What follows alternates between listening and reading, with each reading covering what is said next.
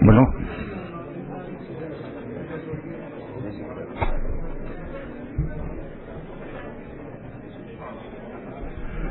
reanudamos este congreso con la primera mesa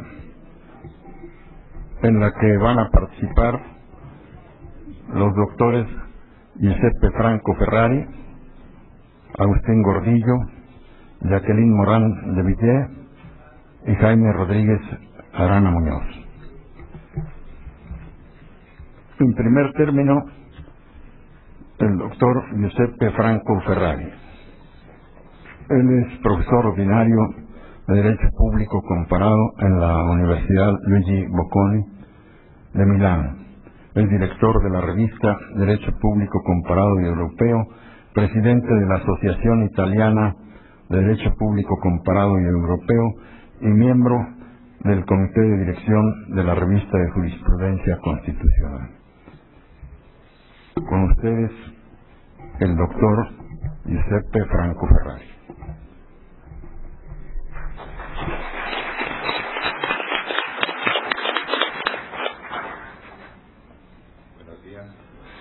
En primer lugar, quiero agradecerle sobre todo al profesor Jorge Fernández Ruiz, presidente de la Asociación Mexicana de Derecho Administrativo, la invitación a este importante congreso y la oportunidad de volver a visitar Ciudad de México y el Distrito Federal. Me alegro en particular de la constitución de colaboración y frecuentación entre investigadores latinoamericanos y europeos que está desarrollando en el campo del derecho público y del derecho administrativo en manera particular.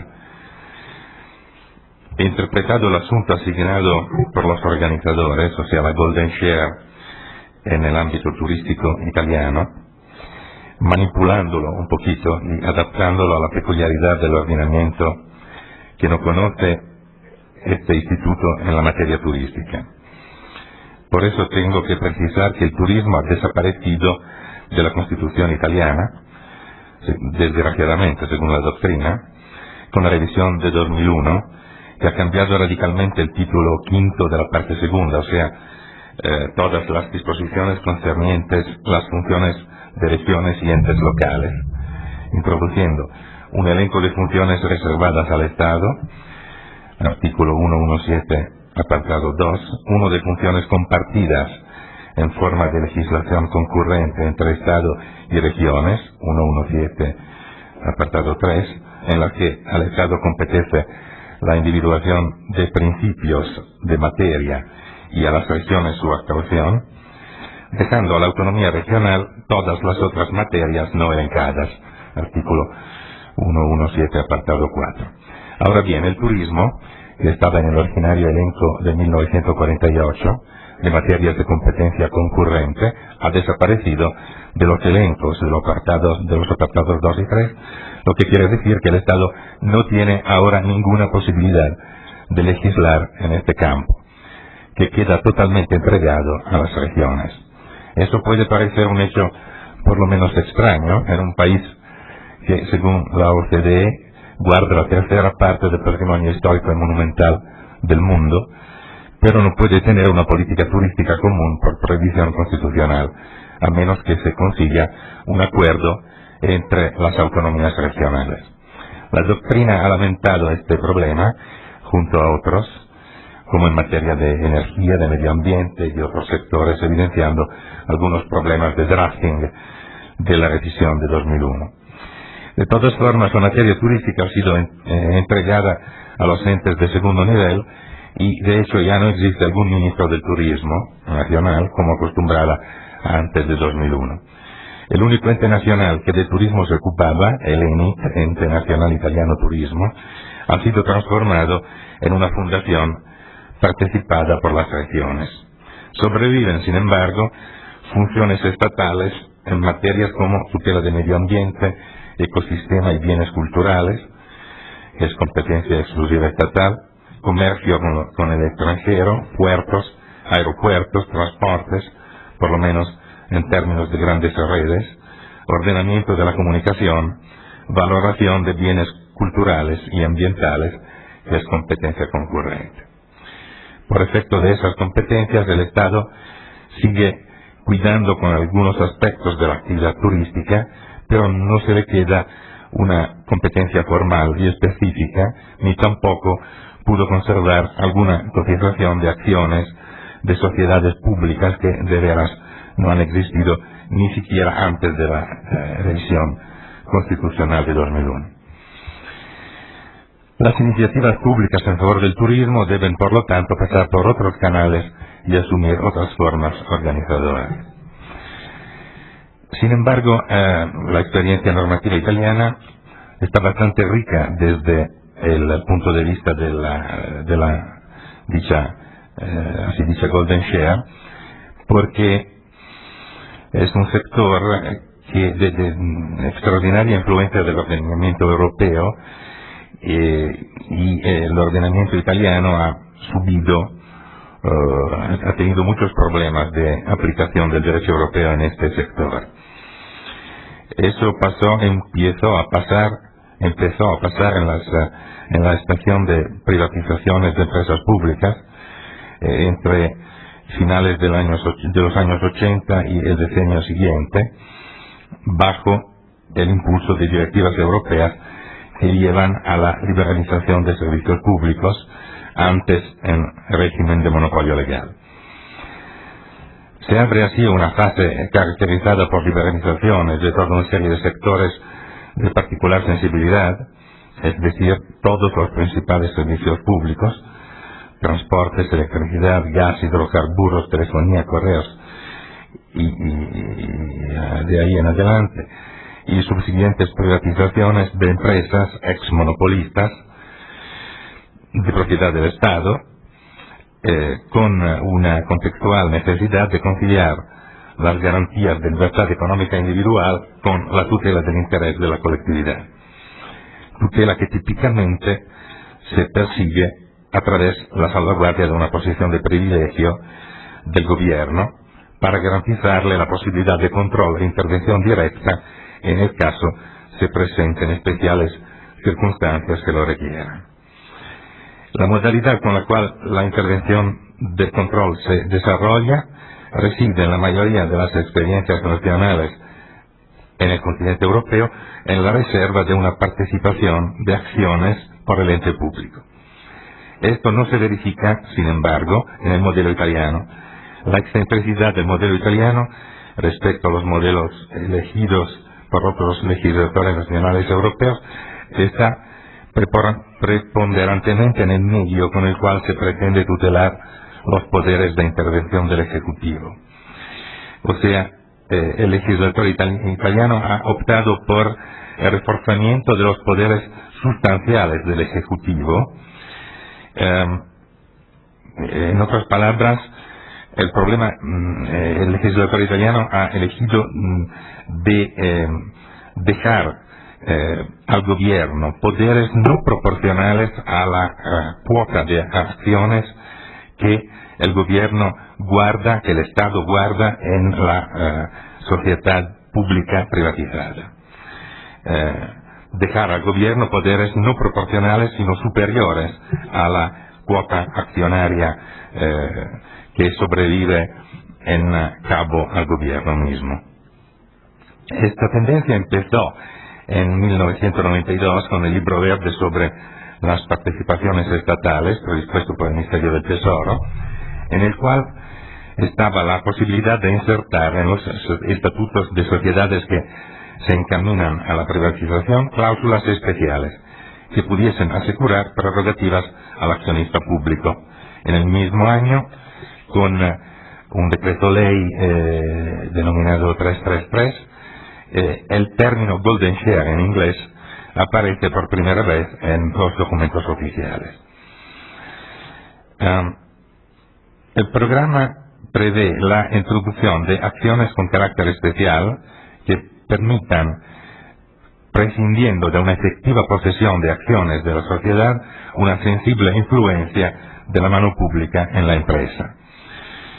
En 1992, en 1994, hay varias disposiciones normativas que trato difusamente en el texto escrito, quiero solamente evidenciar que atribuir privilegios gubernamentales prescindiendo de la posesión accionaria o en una manera no proporcional a la posesión accionaria permite realizar un surplus de ventaja de la alineación de la empresa pública, o sea, la venta con monetización que le deriva también de una parte de capital que habría debido quedarse en propiedad pública al fin de permitir el mantenimiento de una posición de privilegio, obteniendo la obtención de la mayor utilidad económica posible en un momento histórico en el cual las cajas del Estado tienen particulares necesidades.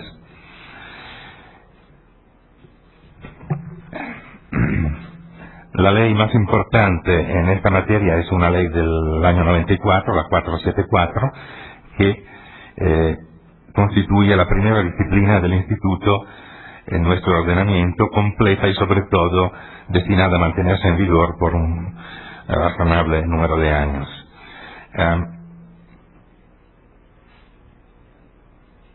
Los límites a la autonomía privada que la ley 474 introduce son de naturaleza plural.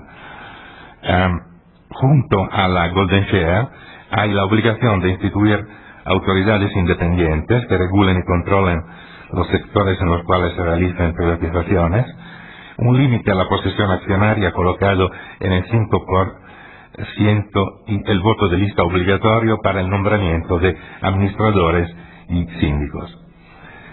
En la jurisprudencia del Consejo de Estado italiano se precisa que dichos límites pueden ser establecidos solo por sociedades que estén sujetas a reglamentaciones tarifarias y para las cuales estén previstos poderes especiales. La institución conjunta de Golden Share y de Independent Authorities de regulación y control, en otras palabras, se puede considerar lícita solo en caso de relevante interés público. Lo que ha sido muy importante en un momento en el que el recorrido de liberalización ha pasado de un régimen de total propiedad pública o de utilización de entes públicos a una parcial competencia con posibles fenómenos de distorsión del mercado. La ley 474 contiene la fundamental elección de fondo, o sea, confiar el mantenimiento de funciones particulares en mano pública, no a través de la posesión accionaria, como por ejemplo en Bélgica y también en Francia, sino con la creación de poderes especiales. La disciplina de estos poderes está contenida en el artículo 2 de la ley. Muy rápidamente, por ejemplo, hay una cláusula de agradamiento de expresarse por parte del Ministerio del Tesoro dentro de un plazo de 60 días desde la comunicación de la adquisición por parte de los administradores de la sociedad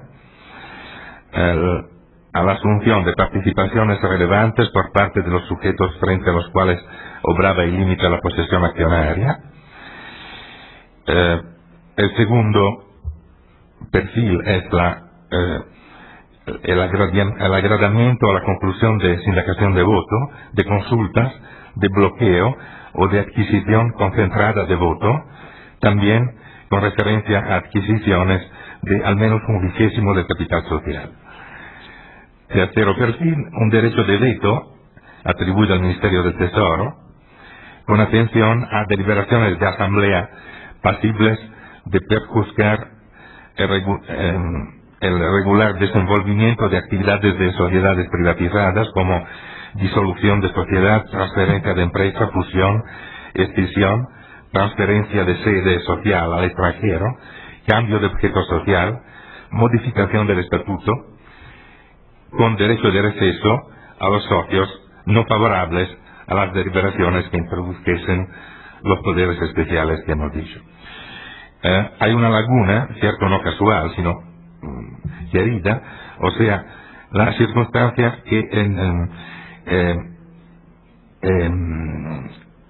el derecho de veto del Tesoro no se aplica a la modificación del capital social, lo que quiere decir que hay más atención a la estructura económico-financiera de la sociedad privatizada que a su conformación estrictamente societaria.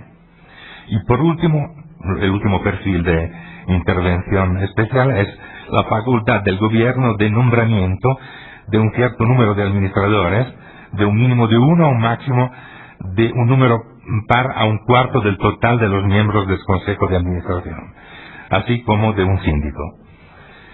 El objetivo es garantir a los reacites de la sociedad privatizada un cierto número de sujetos de agrado del Ministerio, recalcando una precisión que ya estaba en el Código Civil, que pero no había sido nunca aplicada antes.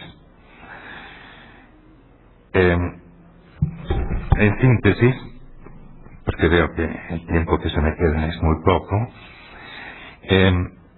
después de esta ley empezó un procedimiento de sanción por la Comisión Europea con envío a la Corte de Justicia.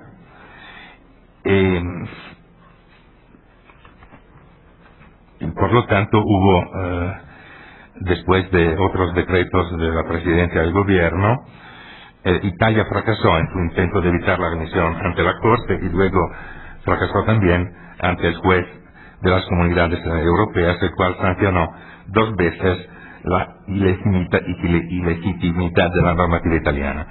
La segunda vez, hace 2 años, en 2005, cuando la ley adoptada en 2001 ha sido también considerada no compatible con el ordenamiento europeo y se trató de poner otra vez remedio a la situación con una ley de presupuestos del año 2005, introduciendo disposiciones sustitutivas al artículo 2 de la ley del año 94. La novedad no interviene en medida relevante sobre el aspecto de los sujetos destinados a soportar el ejercicio de poderes.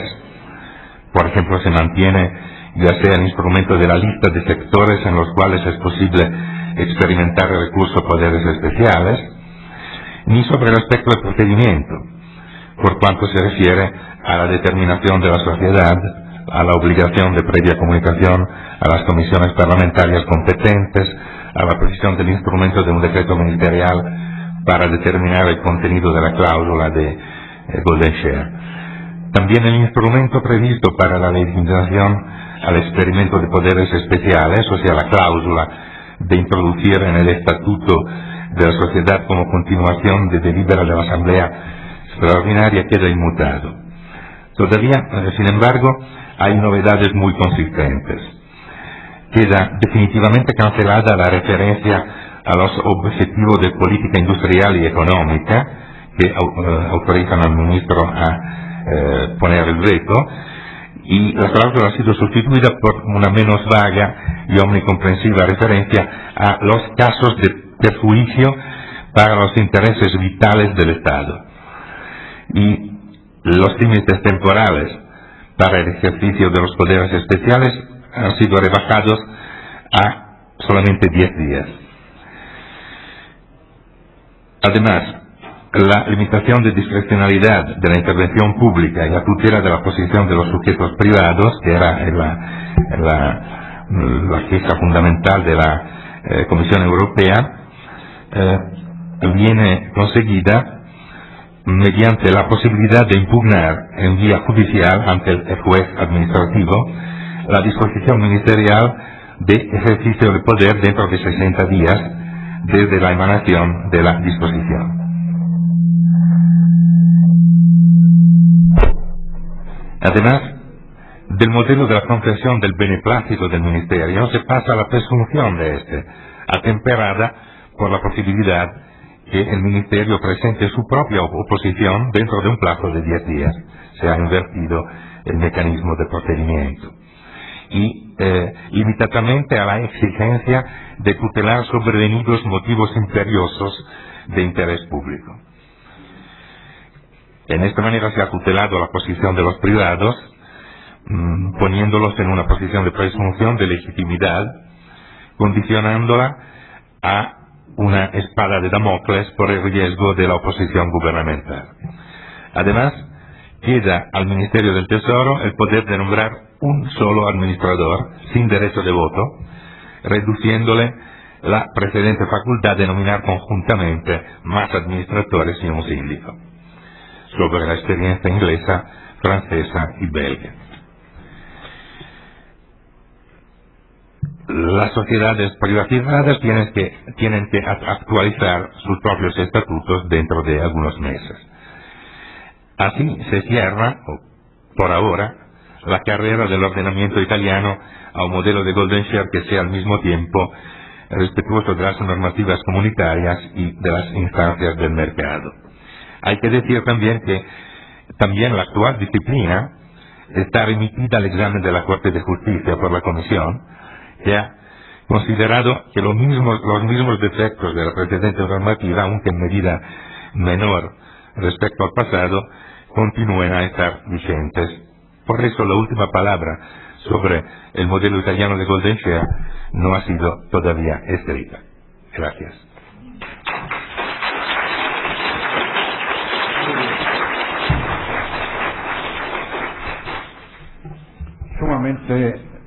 Sumamente interesante este resumen de la brillante ponencia del doctor Giuseppe Franco Ferrari, en la que nos ha hablado de aparte del marco jurídico normativo del turismo en Italia, de sus conflictos entre las normas jurídicas de la Unión Europea y las normas internas de Italia. Nos ha hecho una exposición sucinta de la novedosa figura del golden share, que viene a ser un mecanismo de control aplicable, por cierto, a las empresas privatizadas, lo que permite una injerencia del gobierno en esas empresas que se privatizan. Y ahora vamos a tener oportunidad de escuchar al doctor Agustín Gordillo, quien da nombre a nuestro Instituto Internacional de Derecho Administrativo de la Asociación Internacional de esta disciplina. El doctor Agustín Gordillo tiene numerosos reconocimientos a nivel internacional. Es profesor emérito de la Universidad de Buenos Aires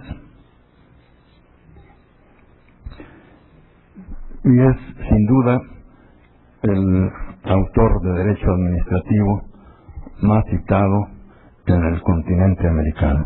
Con ustedes, el doctor Agustín Gordillo.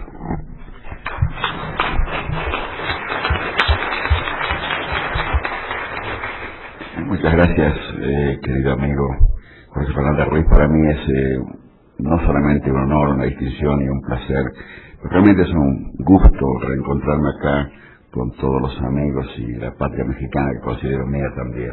Y gracias también al director del instituto, el doctor Félix Fierro, y a todos los colegas de la mesa y también del coloquio con los cuales tendremos oportunidad de departir. Realmente muchas gracias. Se mencionó esta mañana ya una cosa que, si bien es obvia, hay que seguirla repitiendo, y es la importancia económica del turismo. Para muchos países es la segunda fuente de ingreso, para otros es la tercera, para algunos es la primera, para otros es la única. Las islas del Caribe, por ejemplo, viven solamente del turismo, y esto realmente le da una importancia económica fundamental que debe traducirse en una preocupación de estudiar todos sus factores, entre ellos, por cierto, los jurídicos. Además, como también se dijo esta mañana, las perspectivas de crecimiento son mayores. El mundo está cada vez más interconectado, los viajes se han vuelto más económicos y, por lo tanto, cada vez la gente viaja más. Por lo tanto, no es una actividad que va a ir decreciendo, sino al contrario, creciendo. Cada vez son serán más los países que tendrán el turismo como una actividad de aspecto económico fundamental. Ahora, el turismo se vincula, yo diría que subterráneamente, con otros temas con los cuales en el fondo del alma sabemos que tiene que ver, pero no solemos explicitarlo porque no siempre es fácil hacerlo. Se vincula por un lado con el tema de la inmigración y por otro lado con el tema de los servicios sociales. Por cierto, el concepto del turismo, tal como lo explicó nuestro maestro Fernández Ruiz esta mañana, es muy amplio. Es toda persona que viaja por cualquier motivo, sea por motivo cultural, de negocios, de placer, de ocio. Así lo dijo él. Y en verdad, en toda persona que viaje se mezcla todo un poco. Hay un poco de placer, hay un poco de ocio, hay un poco de cultura y hay un poco de negocios, en el sentido muy lato del término. En las oficinas de inmigración de todos los países a veces le preguntan a uno, bueno, ¿qué viene a hacer? ¿Cuánto tiempo se va a quedar? Una pregunta a veces va unida a la otra. Si uno viene y dice voy a quedar 5 días, bueno, es obvio que viene por una cosa muy puntual, ya casi no parece importante destacarlo. Pero ¿qué pasa? La gente que viene por salud, la gente que viene por paseo, la gente que viene por negocios, también se junta con la gente que viene por inmigración.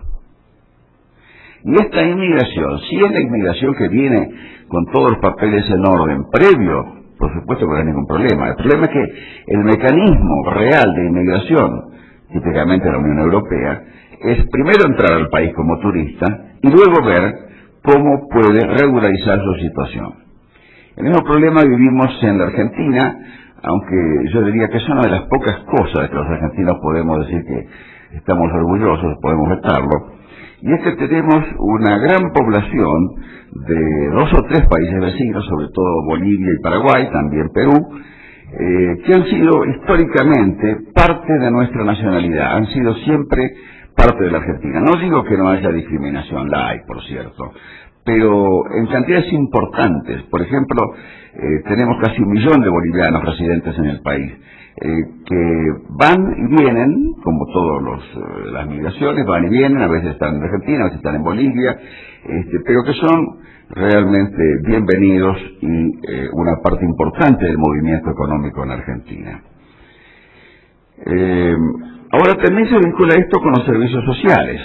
Uno puede ir a un país con un sistema de seguridad de salud, por ejemplo, privada, y dice, bueno, me voy a operar a Houston. Uno va a Estados Unidos, hace una operación que le saldrá muy cara, pero será de la mejor calidad. O uno puede venir de Europa, se hace una operación de cirugía estética en Brasil, que será muy barata y bastante buena. O puede venir de un país, de Paraguay o de Bolivia, o de Chile también, a hacerse tratar en Argentina, en los servicios públicos de salud, cuando estos son, como suele ocurrir en momentos determinados de los cambios, más baratos que en el otro país, o a veces incluso gratuitos. Es decir, se mezclan muchas cosas. Y el lenguaje también se mezcla.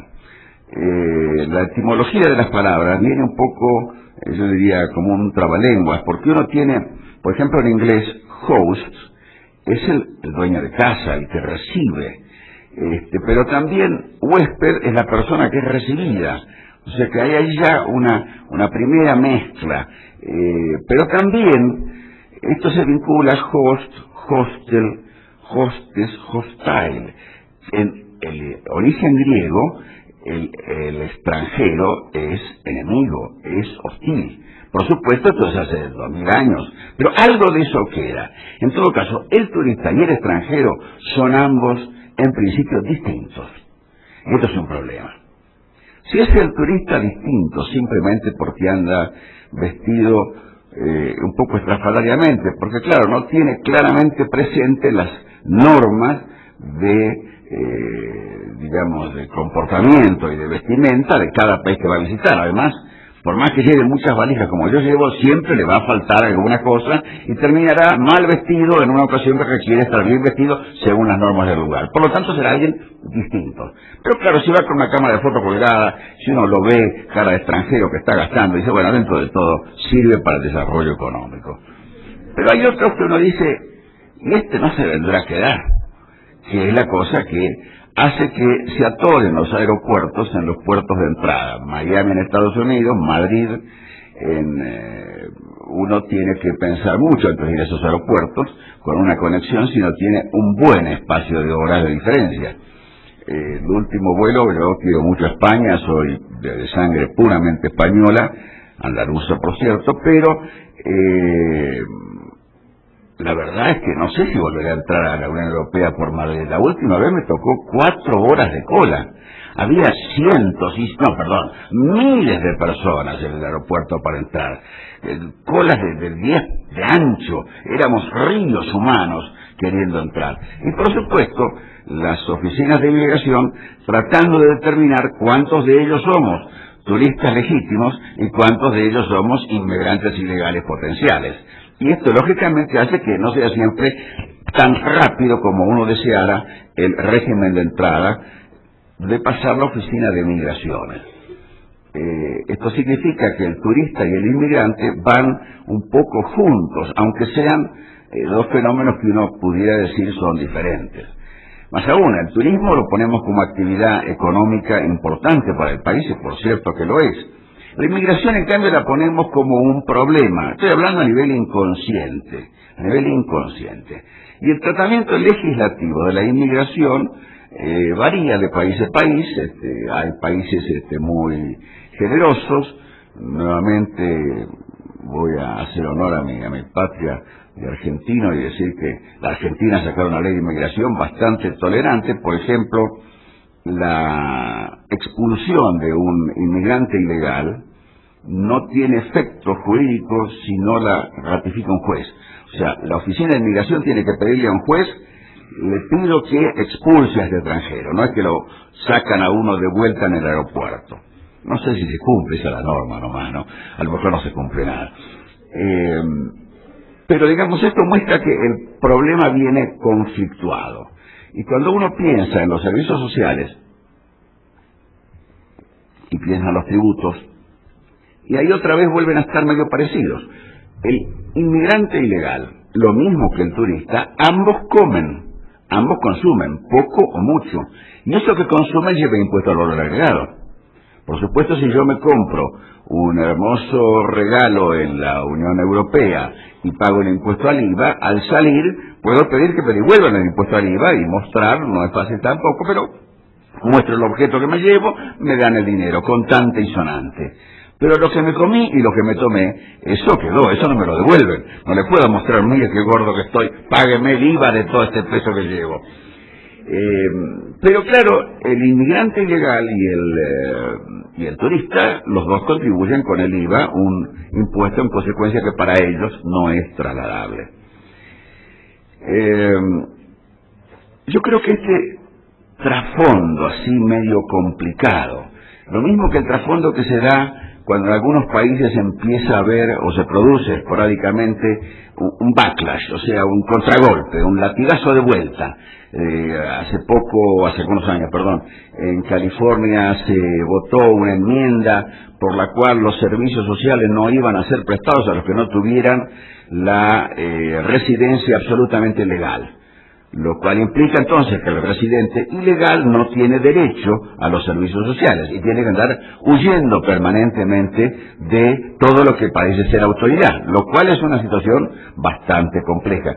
En las series policiales, que son mi principal fuente de información del mundo, uno ve constantemente, los agentes de policía van buscando a algún delincuente, a algún ladrón, y en el camino encuentran gente que les dispara, que huye de ellos, y dicen, no, quédese tranquilo, yo no soy de inmigraciones, tampoco soy de impuestos. Lo que quiero saber es quién mató a aquel. Usted no se aflija que es un inmigrante ilegal y no paga impuestos, pero ¿quién es el asesino? Aquel. Bueno, está bien. Olvídese, vaya seguido tranquilo con su actividad al margen de la ley. O sea, todo está realmente complicado. Ahora, de todas maneras, cuando los estados regulan el turismo, lo que regulan es la protección del turista. Ver qué tipo de tutela se le puede dar al turista, y en este sentido, casi todas las legislaciones, tanto nacionales como locales, cuando existen, han ido detectando casi empíricamente, lo mismo que la jurisprudencia, algunos de los problemas que se van presentando. Uno, por ejemplo, el de la responsabilidad de los agentes de viaje. Ya la jurisprudencia se ha inclinado porque es una responsabilidad objetiva. Si yo contrato un paquete turístico con un agente de viaje, el agente de viaje no puede decir, yo no tengo nada que ver, soy intermediario. Lo han hecho responsable objetivamente, o por lo menos por la diligente selección de quien va a prestar el paquete turístico. Con lo cual, y aquí vienen los efectos no previstos de la norma, ahora quienes quieren ser agentes de turismo primero se ocupan de hacer una sociedad anónima, para que sea la sociedad anónima con pocos fondos la que responda de las eventuales responsabilidades, con lo cual el turista no sé si va a haber mucha protección de esa sociedad anónima de los agentes de viaje. Luego está, por supuesto, lo que es la gran estrella del día, el derecho del consumidor, aplicable a los turistas, el deber de información, el deber de prestación específica. Esto es medio curioso, porque ¿qué significa esto? Que le cumplan. O sea, le prometieron algo, que se lo den, porque no es tan común esto de que lo que uno contrata realmente se cumpla. Luego hay también un deber de seguridad, hay, digamos, jurisprudencia sobre daño moral, incluso por incumplimiento del transporte aéreo, a pesar de que las cláusulas del vuelo y las cláusulas internacionales son limitadas en cuanto a responsabilidad. Y hay, por cierto, también toda la actividad de promoción turística que se hace, a veces con mucho éxito. Yo creo que ninguno de nosotros ha dejado de ver ese hermoso sol con el cual España hace su propaganda. Realmente es una joya de concisión. Un sol no precisa nada más. Eso es España. Vaya que la va a pasar muy bien. Ese sol dice muchísimas cosas. Bueno, cada uno a su manera intenta hacer su promoción del turismo, y luego tiene que buscar que el turista esté protegido. Y aquí es donde vemos la evolución del derecho administrativo, que empieza siempre siendo un derecho de los servicios públicos, acá los servicios públicos de atención al turista, y luego se transforma en la protección del usuario, o la defensa del usuario o consumidor, o en este caso la defensa o protección del turista. Como se me está acabando el tiempo, voy a ir directamente al final, y voy a decir, para concluir, que en realidad todos los mecanismos que se han intentado hasta ahora de protección del turista para que pueda quejarse o denunciar eficazmente y esto tenga resultado, sea para que pueda acudir a tribunales arbitrales especiales, con mecanismos como se prevé en algunos proyectos rapidísimos, 3 días. Sí, pero estos 3 días está pensado rapidísimo, y ya imposible además, para un nacional. Para un turista 3 días, por Dios, si está 5 días, 3 días, es demasiada parte de su tiempo. Además de que el turista está con muchas cosas que quiere hacer, que quiere ver, quiere ir acá, quiere ir allá, siempre le falta ver algo, siempre le falta comprar algo, y realmente reclamar algo y tomarse el trabajo de ir a una oficina, no, es arruinarse el viaje uno solo. Por lo tanto, lo único que es eficaz a mi modo de ver para la protección del turista son lo que son las reglas objetivas de responsabilidad, que establecen un pago automático de sumas de dinero que habrá que establecer en forma razonable por incumplimientos, sean o no culpables, no importa. Y yo, para concluir, voy a dar 2 ejemplos personales, ambos en España, que de alguna manera es igual que México, mi tierra también. Uno hace un cuarto de siglo en Renfe. Yo tenía un Euro-Pass que vencía el día 15. El día 14 hago una reserva para ir de París a Barcelona. Hay una huelga, el tren no sale el día 14, sino que sale el día 15. Lógicamente, el 15 a medianoche estoy arriba del tren, se me vence el Euro-Pass y estoy arriba del tren. Con lo cual, por supuesto, pasajero ilegal, me cobran el pasaje y yo me quedo felidísimo, la verdad. Y reclamo y protesto y hago de todo en el libro de quejas, vuelvo a la Argentina, sigo escribiendo y finalmente me devuelven el valor del pasaje que me habían cobrado, a mi juicio, indebidamente. Pero claro, eso ya no me dio satisfacción, porque y además me hubieran pagado mucho más, tampoco me ha dado satisfacción. En cambio, en estos vuelos vía Madrid, que a lo mejor lo tengo que hacer otra vez para tener la misma satisfacción, porque voy vía París, vía Madrid, se me hace esa masacote de gente, millones de personas queriendo entrar a Madrid, pierdo la conexión del vuelo. Cuando llego finalmente, además han ampliado tanto el aeropuerto que cuesta encontrar los destinos ahí en Madrid, ya se está volviendo como Miami ya. Voy a la compañía, en este caso Iberia, y me dice, señor, lamentablemente ha perdido su vuelo, lo vamos a anotar en el vuelo siguiente. Estoy simplificando porque estoy queriendo hablar bien de español y fue un poco más complicado. Pero de todas maneras me dijeron, y pase por la oficina tal que le van a pagar la indemnización que ordena la Unión Europea. Digo, ¿cómo? Sí, señor. Fui allá, la verdad, me dieron 250 euros. Yo me sentía ya un ladrón, digo, pero para mí, 200, y además, por supuesto, me pagaron el hotel, la comida y la estadía. Yo no, son normas de la Unión Europea. En el camino, yo digo con mi señora, me pagaron a mí, a ella no. Digo, bueno, no sé, debería decir toma, querida. Mejor yo es lo que hice, por supuesto. Pero me dio una enorme satisfacción, no por el monto, si hubieran sido 25 euros es lo mismo. Realmente sentir, bueno, tuve un inconveniente, he sido automáticamente resarcido. Creo que este es el camino para la tutela del turista. Muchas gracias.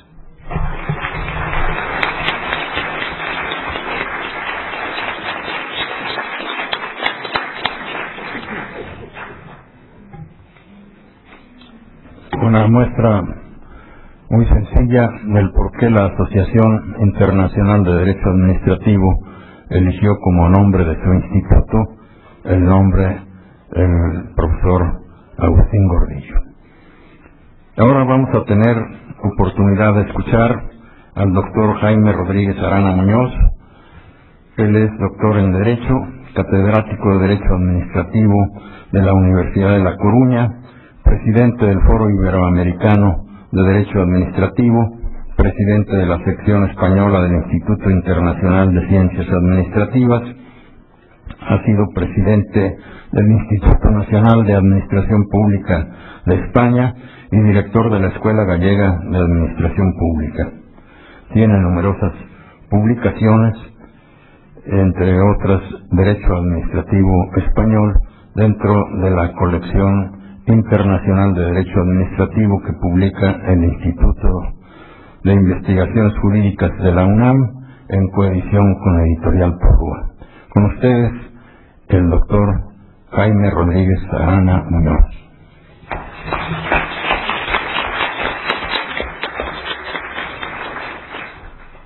Muchas gracias, muy buenos días. Sí.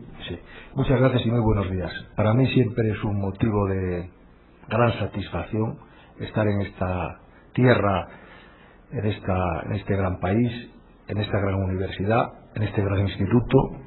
No es la primera vez que vengo y siempre he podido comprobar los magnos eventos que se organizan. Hace unos años estábamos aquí convocados en el Congreso de Culturas Jurídicas Comparadas, donde tuvimos ocasión de debatir y de trabajar sobre aspectos del derecho administrativo general, y ahora somos convocados por nuestro presidente de la Asociación Internacional de Derecho Administrativo, el profesor Jorge Fernández Ruiz, para trabajar sobre una materia tan relevante y tan importante como era del derecho turístico. Pero no quisiera entrar en materia sin antes decir que me encuentro también muy a gusto en esta mesa con Agustín Gordillo, con Giuseppe Franco Ferrari y con Jacqueline Morán, grandes profesores de la ciencia del derecho administrativo, y que también tener el honor de compartir estas jornadas con colegas de otras universidades y de otras latitudes es sumamente grato y hace que estos eventos sean auténticos ejemplos de fraternidad académica en la que, con el diálogo con los alumnos, nos encontramos muy reconfortados. Dicho esto, el título de las reflexiones que voy a desarrollar brevemente tienen que ver con la distribución de competencias en materia de turismo en el derecho español entre el Estado, las comunidades autónomas y los entes locales. Decía el profesor Ferrari que en la Constitución italiana no aparece el término turismo. Y ciertamente en la Constitución española solamente encontramos el término turismo referido en el artículo 148 a una competencia que es susceptible de ser asumida por las comunidades autónomas, como así ha sido, con la rúbrica ordenación y fomento del turismo. Y una primera pregunta que la doctrina se realiza cuando sabemos que en España el turismo ha sido tradicionalmente la primer fuente de riqueza y el elemento que ha permitido equilibrar nuestra balanza comercial, es cómo es posible que el constituyente no hubiera introducido en la Constitución algún precepto general relativo a un subsector económico tan relevante como el turismo. Algunos autores han querido, sin embargo, ver el turismo en el artículo 43, donde se trata sobre que los poderes públicos han de fomentar un adecuado uso del ocio. Han querido ver el turismo en el artículo 40, donde dice que los poderes públicos han de promover condiciones favorables para el equilibrio y el desarrollo económico y social, pero lo cierto y verdad es que solamente aparece en el artículo 148, que es uno de los artículos que diseña nuestro modelo de distribución territorial del poder político, nuestro sistema de distribución competencial. Dicho esto, también creo que es conveniente introducir otro dato, y es que el derecho turístico en el derecho administrativo español aparece en los programas de la asignatura en la parte especial, y los profesores hemos de confesar que no siempre tenemos tiempo ni somos capaces de abordar esta materia en la parte especial, cuando en cuarto curso de la licenciatura hemos de tratar sobre todas y cada una de las materias que se refieren a la acción administrativa sectorial. Pero sí que hay una lección, o puede haber varias lecciones, que tratan sobre el régimen jurídico del turismo, y que efectivamente, cuando ahora con más tiempo, a petición del profesor Fernández Ruiz, consideramos y reflexionamos sobre esta cuestión, resulta que efectivamente el turismo, como todas las partes del derecho administrativo especial, urbanismo, medio ambiente, es un botón de muestra de cómo se proyectan y cómo se aplican toda la parte general sobre una realidad concreta. En el turismo, ¿qué tenemos? Pues tenemos fomento, tenemos policía, tenemos servicio público. Igual que si pensamos en un aeropuerto o en un puerto, ahí tenemos todas las categorías, o las categorías más importantes y más relevantes del derecho administrativo, y por eso me parece muy pertinente este congreso sobre esta materia, porque nos ayuda a revalorizar y nos ayuda a tener más presente la importancia que tiene la parte especial del derecho administrativo, normalmente, por lo menos en España, orillada, dejada un poco de la mano de Dios allá, pues en las últimas partes del programa, y si da tiempo se explica y si no da tiempo no se explica. Obra pública, infraestructuras, patrimonio cultural, patrimonio histórico-artístico, todas estas materias están de forma presente en el turismo. Si nos vamos a la cuestión puntual que nos ocupa esta mañana, cuál es el de la distribución de competencias, ustedes saben, porque lo habrán oído hablar muchas veces, que el modelo español de distribución del poder político ni es un modelo federal, ni es un modelo confederal, ni es un modelo regional. Es un modelo autonómico, es un modelo propio, es un traje a la medida. Y si no se tiene en cuenta esta consideración, pues quizás sea más difícil comprender el entramado del modelo constitucional de distribución del poder político. Porque nosotros, en nuestra Constitución, artículo 2, tenemos principio de unidad, principio de autonomía, principio de solidaridad y principio de integración. Y además, los 4 principios han de estar permanentemente y complementariamente proyectados sobre la realidad, porque entonces dejaría de ser un modelo para convertirse en otro modelo. Si la unidad no es característica del sistema, ya no es un modelo autonómico. Si la autonomía política deja de ser un principio central del modelo, ya no es un modelo autonómico. Si la solidaridad, como permanente y constante búsqueda de la voluntad general y el interés general por parte de todas las partes integrantes del sistema, desaparece, ya no es el modelo autonómico. Y sin la integración, tampoco es el modelo autonómico.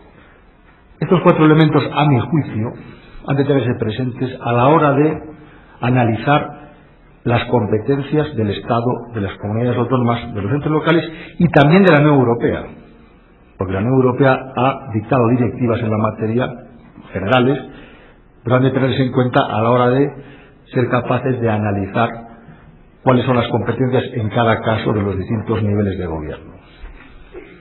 Normalmente cuando se analizan estas cuestiones organizativas y de distribución del poder, a veces se pierde de vista que todo este elenco de materias y todos estos esquemas de distribución del poder tienen que estar presididos por algo fundamental, y es que la administración pública, sea del Estado, sea de la comunidad autónoma, sea del ente local, sea de la Unión Europea, está al servicio de los ciudadanos.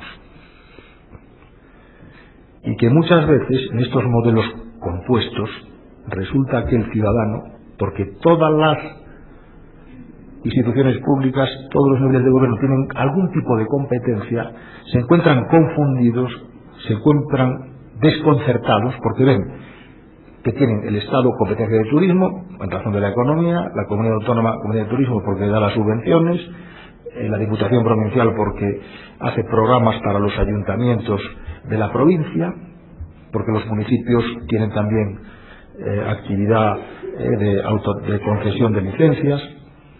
Entonces, con buen criterio en esta materia es menester introducir conceptos de sincronización y conceptos de simplificación de las estructuras, sobre todo para que la gente, para que el ciudadano, para que la población, para que los habitantes, para que los turistas, para que los empresarios del turismo puedan realizar la actividad sin obstáculos. Porque nuestra Constitución dice, artículo 9.2, que los poderes públicos están para promover la libertad y la igualdad de los ciudadanos y de los grupos en que se integre. Por lo tanto, si resulta que un esquema de distribución de competencias complejo, al final, por peleas de poder o por cuestiones de interés sectorial, dificultan el tráfico turístico o la ordenación del sector, estamos haciendo, como se dice coloquialmente, un pan con unas tortas. Por ejemplo, el Estado tiene competencias en las bases y la coordinación de la planificación de la actividad económica en general. Y el turismo no es una actividad económica, claro. Por eso el Estado tiene competencias en materia de turismo. Pero la Constitución dice que la ordenación y el fomento del turismo es de las comunidades autónomas. Encontramos competencias exclusivas del Estado, encontramos competencias exclusivas de las comunidades autónomas, encontramos competencias compartidas, legislación básica Estado, ejecución de la comunidad autónoma, encontramos competencias concurrentes, bases de la ordenación del fomento general de la actividad económica turística del Estado, subvenciones al sector concretas de las comunidades autónomas. Entonces el Tribunal Constitucional ha tenido que ir poco a poco delimitando y buscando soluciones a la concurrencia a veces conflictiva que se produce entre los poderes públicos. Por ejemplo, en materia de subvenciones, ¿puede el Estado español establecer un plan general de subvenciones al sector turístico? Vamos al artículo 149, 1.13, bases y coordinación de la planificación de la actividad económica general. ¿Es del Estado? Claro, puede hacerlo. Pero vamos al 148 y a los estatutos de autonomía de las comunidades autónomas y dice que las comunidades tienen competencia exclusiva para la ordenación y fomento del sector. La palabra fomento es una palabra que tiene que ver con las subvenciones, es el título general de las subvenciones. Pues el Tribunal Constitucional dice que puede el Estado diseñar planes de subvenciones, pero han de gestionarse territorialmente. Es decir, que serán las comunidades autónomas las que van a concretar y a gestionar esas subvenciones. En materia de comercio exterior, también se han planteado algunos conflictos que el Tribunal Constitucional ha tenido que resolver. Porque aquí el problema está en que, efectivamente, el concepto de comercio exterior engloba y subsume la dimensión exterior de una competencia exclusiva de una comunidad autónoma. Es decir, la feria turística de mi tierra, de Galicia, o un stand de productos turísticos de Galicia en una feria, no puede ir a la feria internacional de, pongamos por caso, Berlín o de... Estas son cuestiones que el Tribunal Constitucional ha tenido que plantear, y claro, esto nos lleva de la mano a un tema muy importante, y es que no es lo mismo relación internacional, que supone la asunción de compromisos en nombre y en representación de la nación, del Estado, que la proyección exterior de una competencia exclusiva de una comunidad autónoma. Otra cosa distinta, desde mi punto de vista, muy polémica, y que probablemente otros colegas tengan otros puntos de vista, es que las comunidades autónomas se lancen a una actividad exterior equiparable a lo que ordinaria y clásicamente se entiende por relación internacional en lo que se refiere a la ubicación de establecimientos y dependencias en el extranjero que dificultan o pueden dificultar lo que es la representación de España, del Reino de España en un país. Pero una cosa es la relación internacional, desde mi punto de vista, y otra cosa es la dimensión exterior que tiene una competencia exclusiva. Los entes locales, para ir rematando, los entes locales claro que tienen competencias. La ley de bases del régimen local está desarrollado en la ponencia, artículo 25.2, letra M, le atribuye competencias en materia turística. Las diputaciones provinciales, que son los órganos de gobierno provincial, nosotros tenemos Estado, comunidades autónomas, normalmente compuestas de provincias, y las provincias tienen ayuntamientos y municipios, y el órgano de gobierno provincial es la Diputación, que tiene también planes y programas de turismo. Está la Unión Europea con competencias en protección ambiental del posible deterioro provocado por el turismo, normas sobre el mejor reparto estacional geográfico del turismo. Los entes locales en España, saben ustedes que tienen un carácter bifronte, porque hay competencias de los entes locales, las generales, que están reguladas por el Estado, la ley de bases del régimen local, las materias centrales y esenciales del régimen local son del Estado, pero la ordenación sectorial de los entes locales está en manos de las comunidades autónomas. Es decir, en España el turismo normativamente está en manos de los parlamentos regionales y autonómicos, que son los que tienen las competencias para regular el sector. Y si tuviéramos que hacer un rápido espigueo de lo que ha pasado en estos años desde la Constitución hasta el momento, en lo que se refiere a las leyes que se han promulgado en los parlamentos regionales y autonómicos, podríamos decir que los primeros 10 o 15 años, fundamentalmente, la tarea de las comunidades autónomas ha sido una tarea de fomento, de subvención. Si ustedes se leen los diarios oficiales de las comunidades autónomas, pues nosotros ahora tenemos que leer el Boletín del Estado, el Diario de la Comunidad Autónoma y el Diario Oficial de las Comunidades Europeas. Vamos a encontrarnos todos los días en los diarios de las comunidades autónomas muchas subvenciones en muchas materias, porque es la actividad fundamental de la comunidad autónoma. Bueno, pues esa legislación de las comunidades autónomas, que primero era fundamentalmente subvencional, ahora ya ha entrado en el mundo del régimen jurídico y en el mundo de la limitación y de la policía, la actividad de policía como actividad de limitación de derechos individuales. Esto quiere decir que las comunidades autónomas, lógicamente, con el paso del tiempo, van asumiendo la competencia en su integridad y, lógicamente, pues ahora ya atribuyen también competencias a los municipios. Piensen ustedes que España es una realidad muy plural, muy dinámica, muy abierta, donde hay turismo, pues, más cultural, turismo más, como dice Agustín, de sol y playa, turismo de peregrinaciones, turismo pues relacionado con aspectos educativos, en fin. Y lógicamente, por ejemplo, en Canarias, la Comunidad Autónoma de Canarias, en el archipiélago de Canarias, pues hay unas leyes y unas normas que establecen un régimen para los municipios turísticos.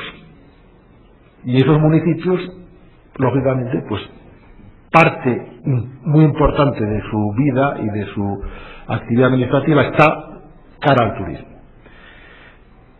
Es decir, el turismo como realidad administrativa tiene una vinculación al interés general que se descompone: interés general nacional, interés general regional o autonómico, interés general local, interés general supranacional europeo. La manera en cómo seamos capaces de buscar soluciones para que el interés general del turismo en sus distintas vertientes, nacional, supranacional, regional y local, se gestione de manera clara, sencilla y sincronizada, pues será y es uno de los grandes desafíos que en este momento tiene planteados el derecho administrativo del turismo entre nosotros. Nada más y muchas gracias.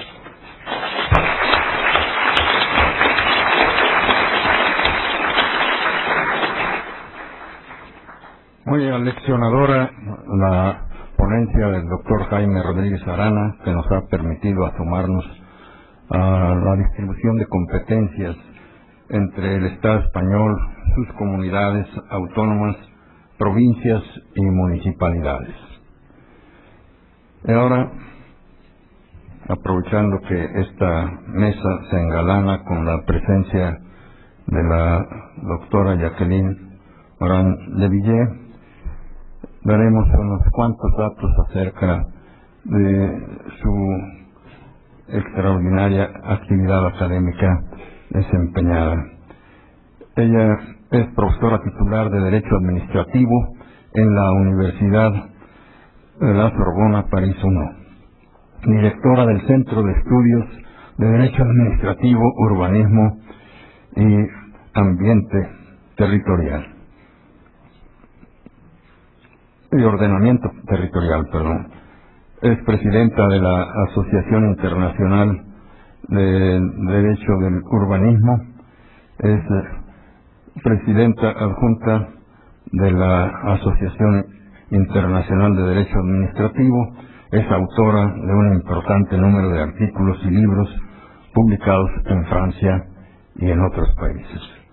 Tendremos pues el privilegio de escuchar ahora a la doctora Jacqueline Morán de Villers.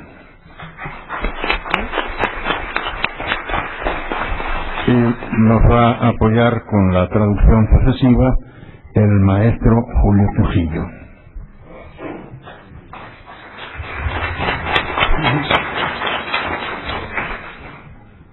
Queridos colegas, señoras, señores, es un honor y gusto estar de nuevo en nuestra gran universidad que es la UNAM. Y me gustaría, antes de empezar, dar las gracias al doctor Jorge Fernández Ruiz de su invitación y atenciones. Gracias. Malheureusement, ma pratique de la langue espagnole étant imparfaite, je dois avoir recours au service de Julio Trujillo, el maestro, on a dit, qui a été mon étudiant à Paris dans le centre de recherche et qui est encore mon étudiant puisqu'il fait une thèse avec moi. Merci, Julio. Por desgracia mi español no es perfecto, entonces voy a recibir el apoyo de Julio Trujillo, quien fue estudiante del centro en la Sorbona y que es actualmente mi estudiante porque hace una tesis conmigo. Le thème choisi, c'est tourisme et environnement, c'est-à-dire le tourisme durable. El tema escogido es el turismo y el desarrollo sustentable. Quelques observations. Tout d'abord, le tourisme a été élitiste, réservé à une petite société. Il est devenu un tourisme de masse y s'est banalisé. Unas pequeñas observaciones. Al inicio el turismo solamente era para una cierta élite, para un pequeño grupo. En estos momentos se ha transformado en un turismo de masas. Autre observation, à l'origine c'est une activité privée, avec un contrôle de police administrative. C'est devenu un véritable service public qui demande davantage de contrôle de l'État. Otra observación es que en los inicios fue una actividad privada, con cierto control de la policía administrativa, pero en estos momentos se ha transformado en un servicio público que necesita de mayor control. Alors, une anecdote, un des grands maîtres du droit administratif, Maurice Loriot, avait dénié la qualité de service public au loisir. Il disait que le théâtre était dangereux pour l'imagination et les passions. Et le tabac ne l'était pas. Una pequeña anécdota, un gran administrativista francés, Maurice Rioux, hablaba que el turismo podría ser peligroso para el derecho administrativo, pero no el tabaco. Para el servicio público. Para el servicio público. No, c'est le théâtre qui était dangereux, le théâtre. Oui, le théâtre. El teatro. Donc, à l'heure actuelle, le lien entre tourisme et environnement est de plus en plus fort, parce que le tourisme de masse est un tourisme marchand et donc une menace pour la protection de l'environnement. En la hora actual el derecho es cada vez más fuerte y por lo tanto estamos viendo que hay un vínculo mayor entre el turismo y el medio ambiente, porque este turismo de masa es una actividad comerciante que pone en peligro el medio ambiente. Alors on assiste à un double mouvement. L'environnement peut être mis au service du tourisme. On vend l'environnement qui est menacé par le tourisme. Tenemos un doble movimiento. Tenemos un medio ambiente que está al servicio del turismo. En otras palabras, el turismo lo vendemos. Mais parallèlement, ceux qui vendent le tourisme ont besoin d'un environnement de qualité et donc le tourisme peut servir l'environnement. De forma paralela, los que venden el turismo necesitan un medio ambiente o un medio ambiente, de calidad. Por lo tanto, el turismo puede ser beneficioso al medio ambiente. Et on a une notion qui se développe, c'est celle de tourisme durable. Il faut éviter de gaspiller l'environnement pour que les générations futures aient des loisirs de qualité. Tenemos una nueva noción que es el turismo sustentable, que tenemos que evitar que se gaspille el medio ambiente para que las generaciones futuras puedan disfrutar de ese entorno y del turismo. Donc je vous propose trois réflexions, rapidement bien sûr. Les recommandations internationales au service du tourisme durable. Les propongo tres tipos de reflexiones. El primero va a ser sobre las recomendaciones internacionales sobre el turismo sustentable. Ensuite, la réglementation internationale. Después, la reglamentación internacional. Et enfin, la réglementation en France à partir du droit du littoral et de la montagne. Y por terminar, la reglamentación que existe en Francia con las leyes de litorales y de las montañas. Tout d'abord, rappelez qu'il y a une belle charte sur le tourisme durable, charte du tourisme durable, adoptée en 1995 à Lanzarote, au Canada. Hay que recordar que existe una convención importante de 1995 sobre el turismo sustentable de Ankara en Canarias. ¿Perdón? Lanzarote. Gracias. Et je vous donne très rapidement quelques grands principes qui ont été proclamés par cette charte du tourisme durable. Les voy a mencionar los grandes principios que se surten de esa convención. Le tourisme a un caractère ambivalent, c'est-à-dire il contribue au développement socio-économique, mais aussi il détériore l'environnement. El turismo tiene un carácter polivalente, al mismo tiempo que es un vector de desarrollo social, también degrada el medio ambiente. Le tourisme génère beaucoup de bienfaits, il est bénéfique. El turismo trae en sí beneficios. Il favorise le rapprochement et la paix entre les peuples. Aporta el acercamiento y la paz entre los pueblos.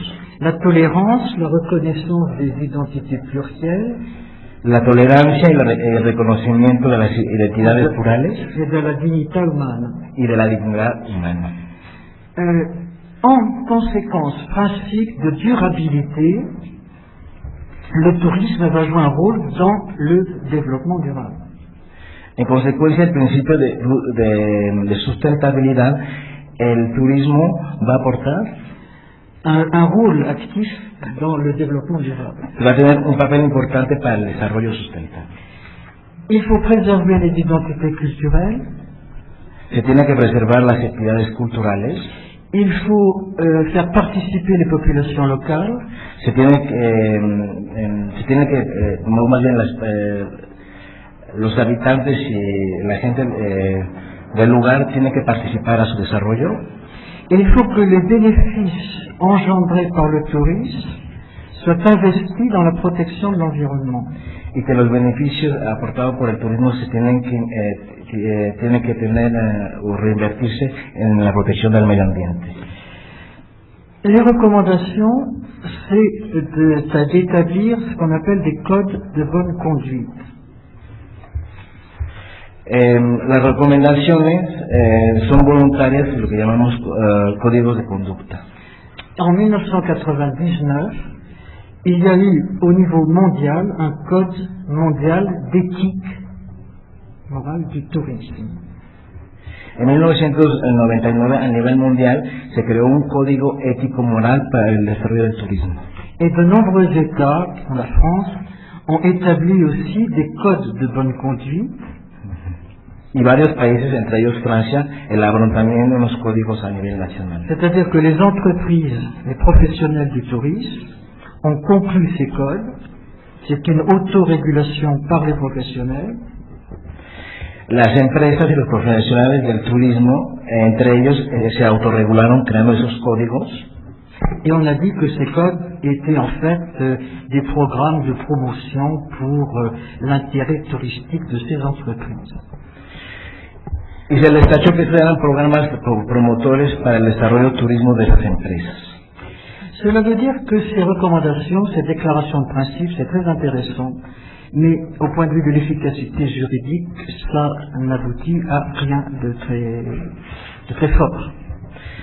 Esas recomendaciones y declaraciones, en definitiva, no tienen un impacto muy fuerte dentro de la legislación y del desarrollo del turismo.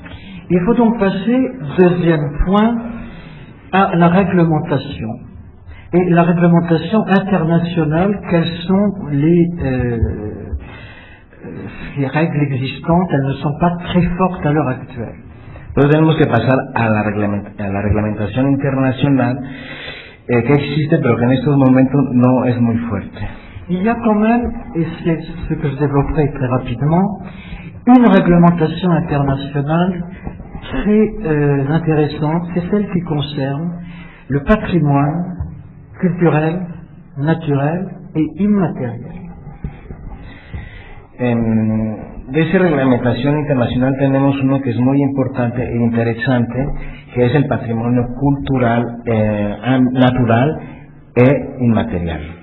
Vous savez qu'en 1972, l'UNESCO, sous son égide de l'UNESCO, était conclue une convention pour la protection du patrimoine mondial, naturel et culturel. Como ustedes saben, en 1962 el UNESCO, bajo el UNESCO se hizo la Convención para la Protección del Patrimonio Mundial, Natural y Cultural. Patrimonio mondial, cela veut dire que les États sont propriétaires et ont la responsabilité de la protection. Patrimonio mundial natural es que los estados tienen la propiedad y también el deber de proteger. C'est différent du patrimoine de l'humanité. Que es distinto del patrimonio mundial de la humanidad. Parce que le patrimoine communiste de l'humanité, personne n'est propriétaire. En el mundial nadie es dueño de ese, Même pas les États. Les États ne sont pas propriétaires. ni los estados. Alors, ce patrimoine naturel, culturel, mondial, c'est évidemment des monuments de valeur exceptionnelle. Claro está que ese patrimonio mundial natural son monumentos excepcionales. Et le Mexique est le premier pays au monde, après certains États européens, à avoir le plus grand nombre de sites et de monuments protégés par la Convention de l'UNESCO. Y como ustedes saben, México, después de los países de la Unión Europea, es el país con más sitios y lugares con esa denominación. En 2003, il y a une autre convention qui concerne le patrimoine culturel immatériel. En 2003 se hizo otra convención sobre el patrimonio cultural inmaterial. C'est-à-dire, on va protéger les savoir-faire, les traditions, les coutumes, les fêtes, l'artisanat. Se quiere proteger la sabiduría ancestral, las culturas locales, las fiestas, la cultura local. Certaines identités indiennes, culturelles pour le Mexique. Ciertas identidades indígenas como en México. Il y a environ 60 au monde, je n'ai pas le détail pour le Mexique. 60 pratiques, coutumes, fêtes qui sont protégées par l'UNESCO. Existen en estos momentos más de 60 prácticas y costumbres que son protegidas por esa convención en el mundo. No sabe exactamente qué países, pero sí sabe que México está incluido. Alors évidemment, tout ce patrimoine est très intéressant pour le tourisme. Et en même temps, le tourisme menace ce patrimoine fragile. Donc il faut protéger ce patrimoine, mais il y a une réglementation pour le protéger. Ese patrimonio es esencial para el desarrollo del turismo, pero ese mismo turismo pone en peligro esas costumbres. Por eso se tiene que proteger y tener una reglamentación. Et je voudrais dire que pour un juriste, il y a là quelque chose de très intéressant parce que c'est une nouvelle conception du droit de propriété. Para nosotros los juristas es muy importante esta noción porque es una nueva concepción en el tema de la protección.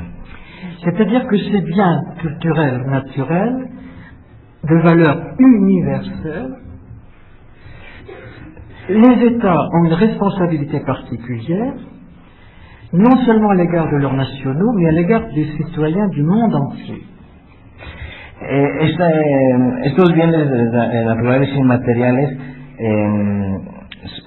son importantes en el sentido que el Estado los tiene que proteger frente a sus nacionales, pero también frente a la gente internacional.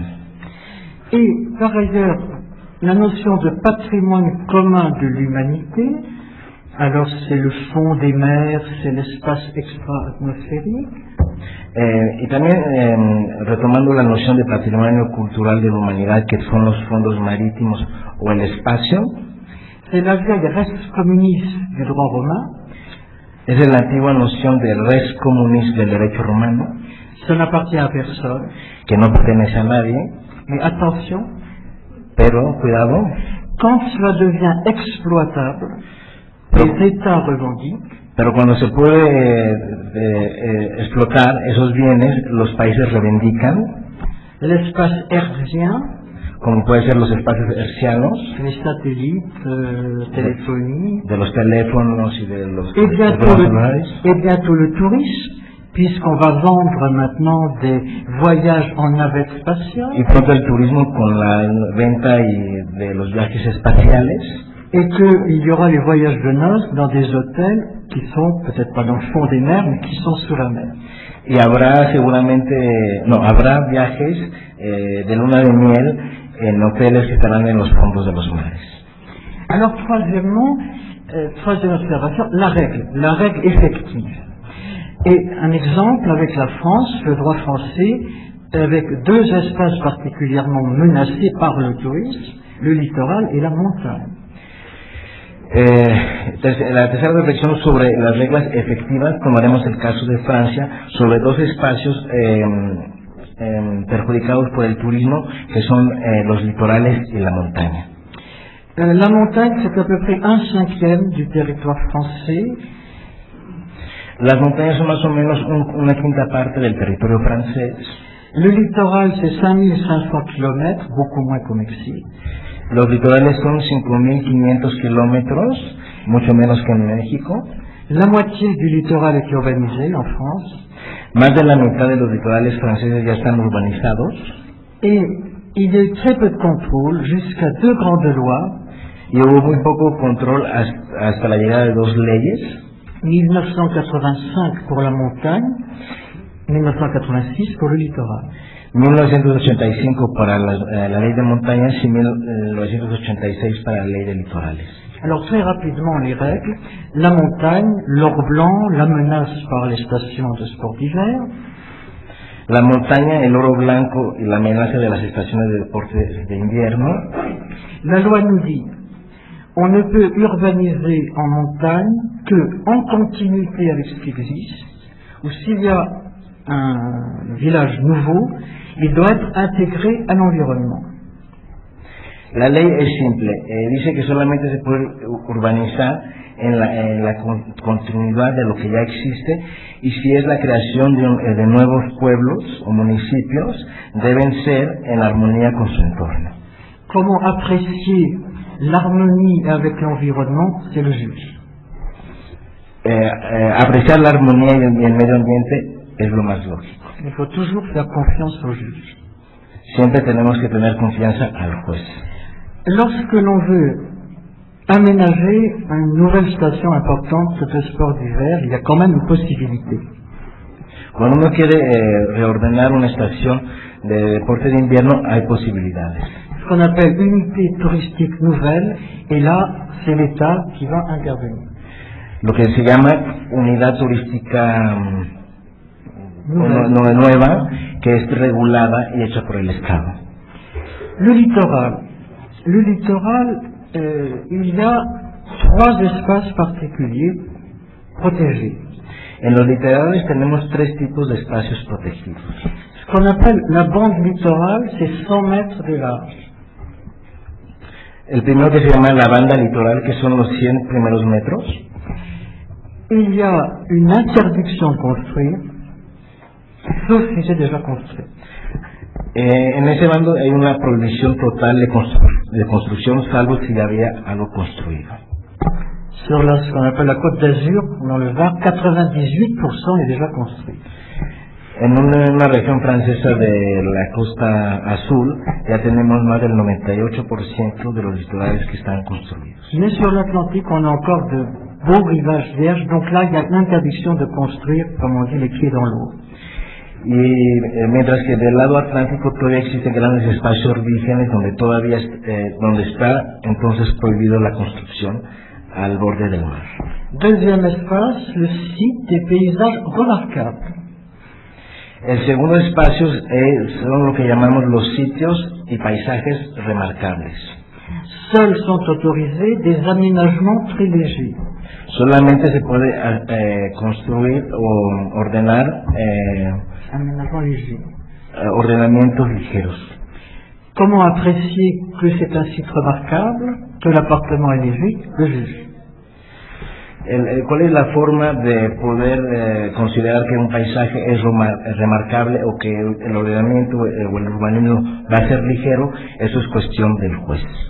Enfin, ce qu'on appelle les espaces proches du rivage, il ne peut y avoir qu'une urbanisation très limitée. El tercer espacio es el que llamamos cerca de las riberas, donde solamente puede haber una construcción ligera. Ici, j'ai quelques minutes, une petite anecdote très vite, à propos de cet espace proche du rivage. À côté de Saint-Tropez, peut-être vous connaissez, Brigitte Bardot, etc. Bon, sur la Côte d'Azur, un projet de golf, terrain de golf, avec beaucoup de construction autour, il y a tout ça qui est rentable. Una pequeña anécdota sobre esos espacios cerca de la ribera, en la ciudad de Saint-Tropez, donde vive Brigitte Bardot, en la costa sur, donde se quiso hacer la construcción de un terreno de golf. Alors, la question était de savoir si c'était un espace proche du rivage. Le promoteur disait, on ne voit pas la mer, c'est pas proche du rivage. Il y a une colline. El asunto era de ver si estábamos cerca de la ribera. Según los promotores del terreno del golf, no estaban cerca de la ribera porque no se podía ver el mar. Le juge a dit, c'est un espace proche du rivage. Deuxième question. El juez dijo que sí, era un espacio cerca de la ribera. 40 000 mètres carrés de construction, c'est une urbanisation limitée. La pregunta también era de saber si 40.000 metros cuadrados eran una construcción ligera. Le juge a dit non. El juez dijo que no. Il faut faire confiance au juge. Por lo tanto, se tiene que tener confianza en los jueces. Je terminerai en signalant une institution très intéressante pour la protection du littoral. Terminaré hablándoles de una institución importante para la protección de los litorales. C'est ce que nous appelons le Conservatoire de l'espace littoral. Es lo que nosotros llamamos el Conservatorio de la Protección de los Litorales. Il a été créé il y a 30 ans. Que fue creado hace más de 30 años. C'est un établissement public administratif. Es un establecimiento administrativo. Il a de l'argent chaque année sur le budget de l'État. Su presupuesto está incluido en el presupuesto del Estado. Il va acheter des terrains en bordure du littoral, en bordure de mer. Y se dedica a comprar terrenos cerca del mar, de la ribera. Les terrains font partie du domaine public, on ne peut pas les vendre, on n'a pas le droit d'urbaniser. Y van a entrar en el dominio del Estado y no se va a poder ni vender. Dominio público, perdón, y no se va a poder construir. Y vendre, pas jamais. Y vender. Et il y a une gestion avec la commune pour l'ouverture au public, le tourisme. Y hay una gestión con los municipios para dejar entrar los turistas. Il a acquis 1/6 du littoral français. Y en estos momentos son dueños de 1/6 de los litorales franceses. Alors pour conclure, je dirais que le tourisme et l'environnement sont des facteurs de rencontre, de conciliation, d'harmonie, de tolérance, de pacificación. Concluiré con que el turismo y el medio ambiente son factores de reencuentro, de armonización, de pacificación, de educación y sensibilización, de educación y de sensibilización a la culture et au beau, à la beauté, a la cultura y a la belleza, et contre les menaces toujours fortes du développement économique et du mercantilisme, y en contra del peligro de la economía y del mercantilismo. C'est une fois de plus à la règle de droit, es una vez más a la regla del derecho, avec ses contraintes et son consensualisme, con su consensualismo y sus sanciones, qu'il faut donner sa confiance. Que se debe de dar su confianza.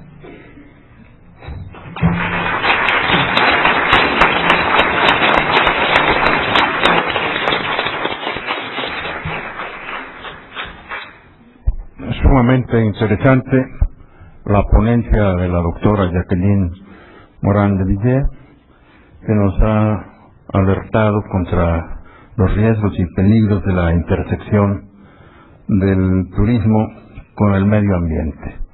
Nos ha esbozado las medidas que tardíamente ha tomado la legislación francesa a través de sus leyes de 1985 y 1986 para defender el dominio público y evitar la construcción en la franja de la playa o de la costa.